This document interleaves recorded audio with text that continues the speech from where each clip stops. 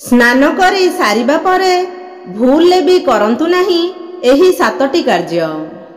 सांग माने स्नान करी सारिबा परे किछि कथा एमिति अछि कि जाहा उपरे सदाबेले आमे केबे ध्यान देई न थाउ।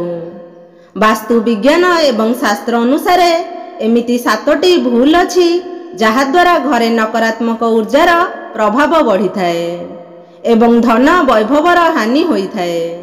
सेथिपाई स्नान करी सारिबा परे एही कथा उपरे विशेष भावरे ध्यान रखिबा उचित।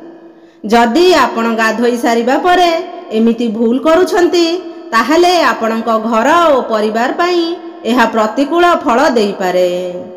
वास्तु विज्ञान एवं शास्त्र रे कुहा जायछि कि एमिति किछि भूल जाहाको आमे देखिकी अणदेखा करि देई थाउ जहा फलरे आमर स्वास्थ्य एवं धनर हानि होई थाए। सांग माने आजिर एही वीडियो माध्यम रे आमे आपणको जणाइबु कि स्नान करी सारिबा परे एमिति केउ केउ काम अछि जाहाको भूलले भी करिबा उचित नुहे। आसंतु जानिबा स्नान करी सारिबा परे केउ केउ कथा उपरे आमको खास ध्यान रखिबा उचित। नंबर 1, वास्तुशास्त्र रे केवल घरर दिग विषय कुहा जाई नाही बरं आमर प्रतिदिनर दिनचर्या सहित जड़ित अनेक महत्वपूर्ण कथा विषय मध्य कुहा जाइछि। सर्वदा आमे देखि थाउ कि बहुत लोक गाधोई सारिबा परे बाथरूम को अपरिष्कार करी छाड़ी देई थांती। वास्तुशास्त्र रे एहाको बहुत खराब अभ्यास बोली कुहा जाइछि।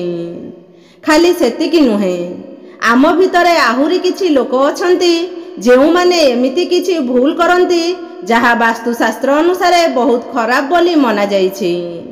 आसंतु जानिबा एही भली 6टी भूल विषय रे जाहाको आपण केबे भी करिबा उचित नुहे। नंबर 2, बाथरूम रे केबे भी अपरिष्कार पानी छाड़ंतु नाही। किछि लोक अछंती गाधोई सारिबा परे बाथरूम रे साबुन रो अपरिष्कार पानी को छाड़ी देई बाहर को पळेई आसंती। आपणकर एही अभ्यास आपणको कांगाल बनै देई पारे। बाथरूम रे अपरिष्कार पानी छाड़ी देबा वास्तुशास्त्र रे जेउठी भूल मना जाइछि सेठी ज्योतिष शास्त्र रे कुहा जाइछि कि आपणकर एही अभ्यास कारणरू राहु एवं केतु ग्रहंक कोप आपणक उपरे पड़ी थाए। राहु एवं केतु सेही लोकमानंक उपरे दुष्प्रभाव पकाई थांती जेउ माने सफा सुतुरा रुहंती नाही।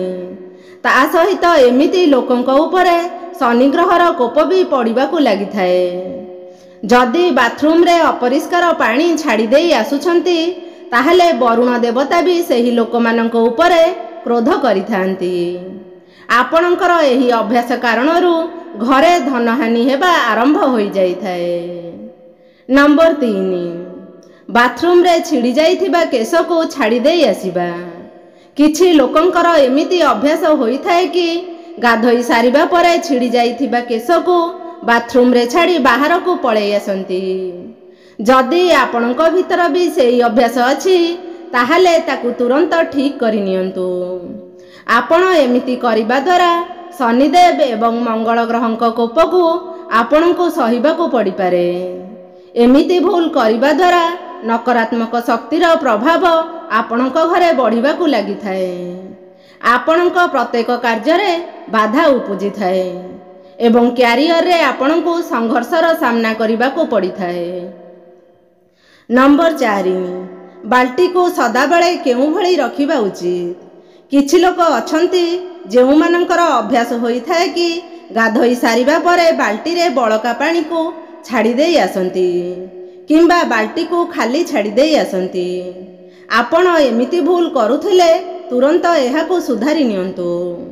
बाथरूम रु बाहरी की आसिला बेले बाल्टी को पानी रे भरिकी रखिबा उचित। जदि बाल्टी को खाली रखिबाकू चाहुछंती ताहले ताकू ओलटाई रखि दियंतु। भूल ले भी खाली बाल्टी को सीधा करी रखंतु नाही नचेत आपणक घरे दरिद्रता आसीबाकू डेरी होई न थाए। ता छड़ा आपण स्नान करिबा समय रे पादरे चप्पल पिंधंतु नाही। जदि आपण चप्पल पिंधिबाकू चाहुछंती ताहले गाधोई सारिबा परे पादरे आउ पानी ढाळंतु नाही। एमिति भूल करिबा द्वारा आपणकर धनहानि होई थाए।